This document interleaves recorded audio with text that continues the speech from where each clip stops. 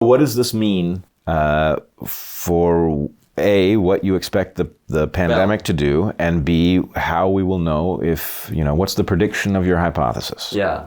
So what this means to me is that we are currently facing a very weird situation, as I told you already, where we have a high level of infectivity, of infectiousness, but we have relatively mild disease, right? Where we know that this mild disease is not due to neutralization of the virus, it's not due to herd immunity, because on the contrary, we keep saying that we have high infection rates in the population. It's very infectious. So what these vaccines are doing right now is anything but generating herd immunity. Yeah. Because herd immunity would mean that you see a dramatic, decline of infection rate. Yeah. You're seeing exactly the opposite.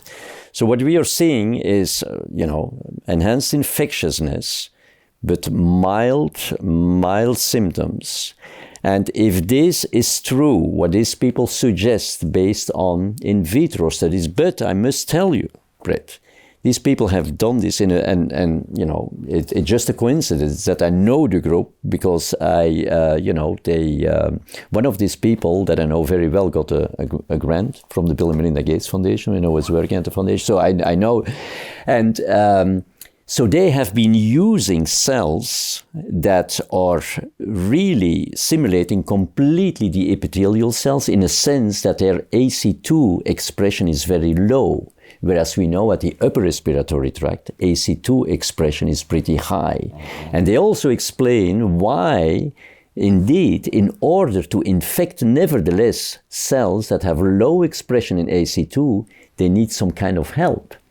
It is, normally, this transfection that takes place is helping the infection, because during this, when the virion gets transfected, you get a structural rearrangement of the spike protein, which makes it fusogenic and which enhances, despite the low concentration or the low expression of AC2, the entry into the cell. So I guess what I'm saying is that now these non-neutralizing antibodies are in fact preventing, this process from taking place. So and we know, I just explained you, they are binding to this highly conserved antigenic site, right?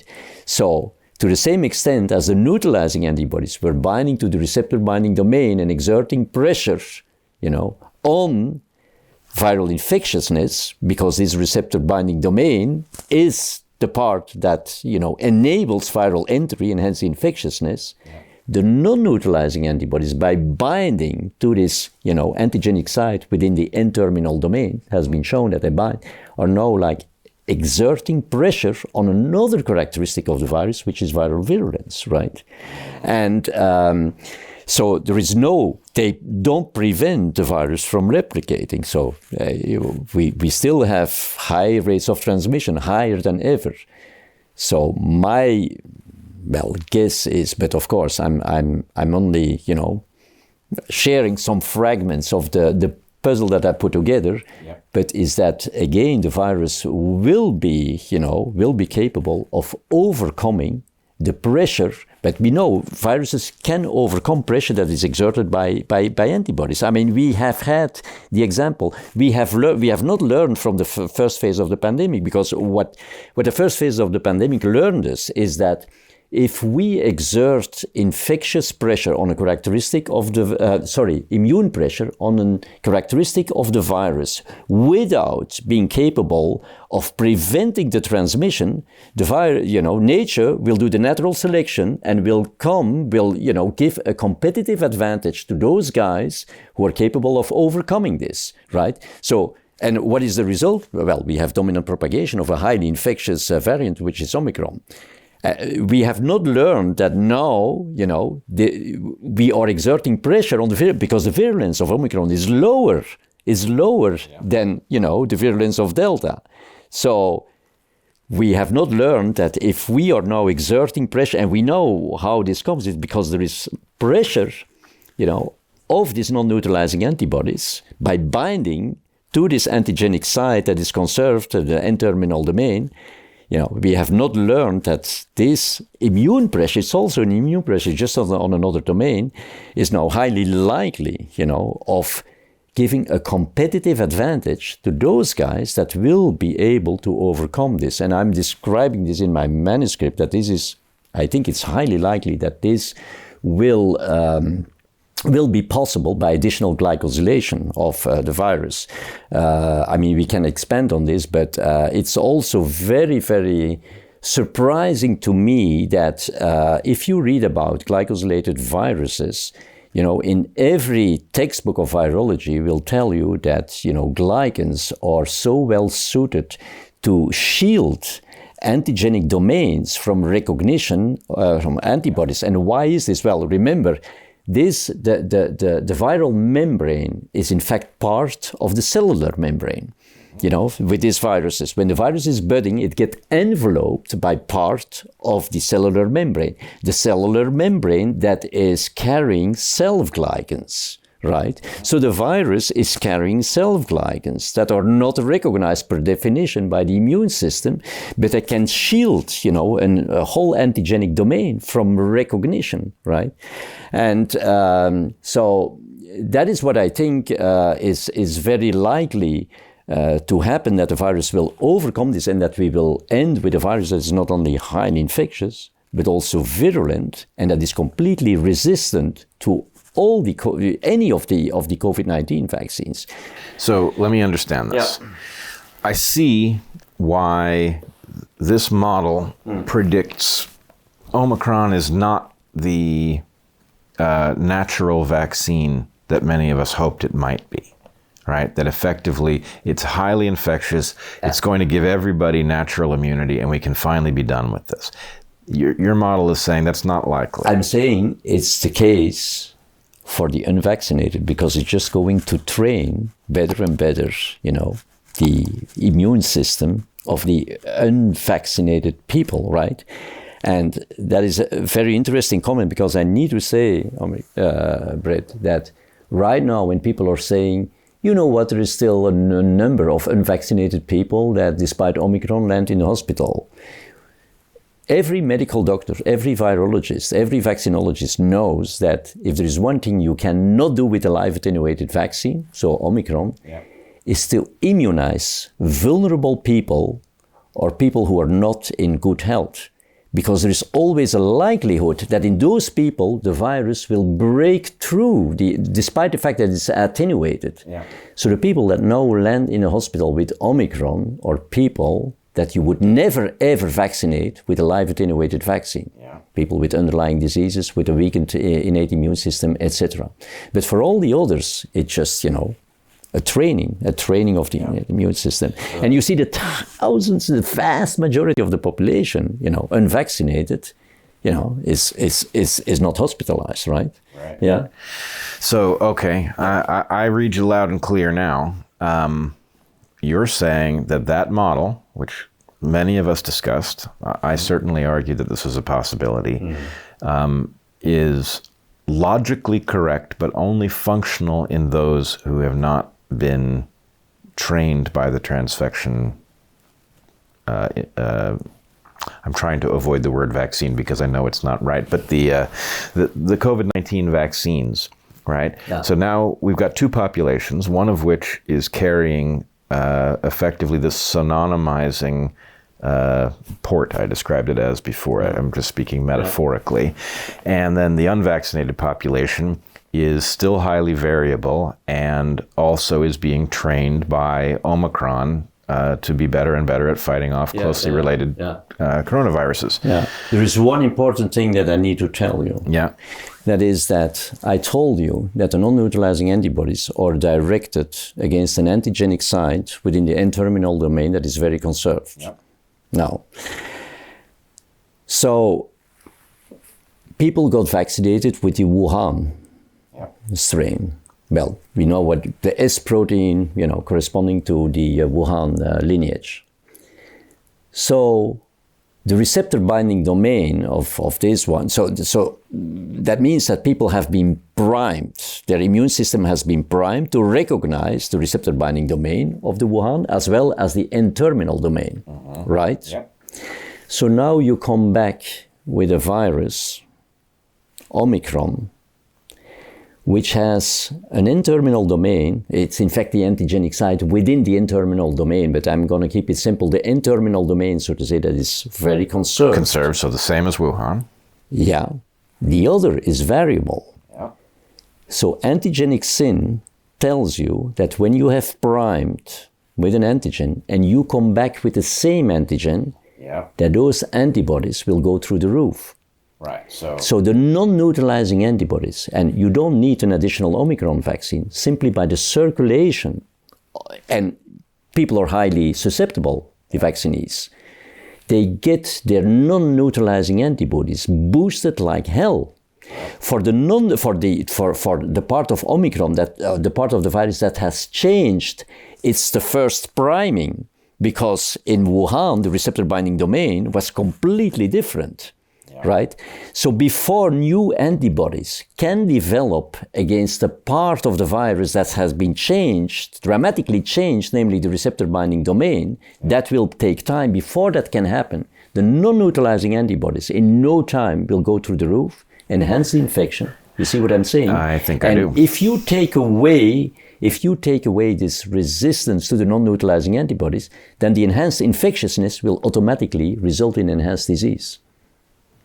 So if I understand you correctly, what you're saying is you've got this N-terminal domain, which is highly conserved, and well, therefore... the part that is recognized by the non-neutralizing antibodies is highly conserved and is situated, has been well described within the N-terminal domain. Okay. Right. So what that does is it is basically a signal to the immune system that activates that fraction which was trained at the same time.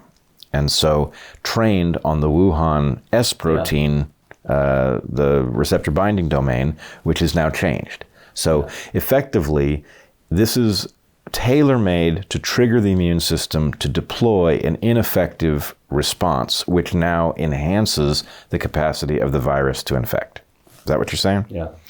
It's just that in that case, we don't talk that much about the training. We would rather say has induced memory. Has induced memory, okay. Specific, Yeah, even the non-neutralizing antibodies are still specific and acquired antibodies, but that's a detail. Yeah, I'm speaking colloquially. Yeah.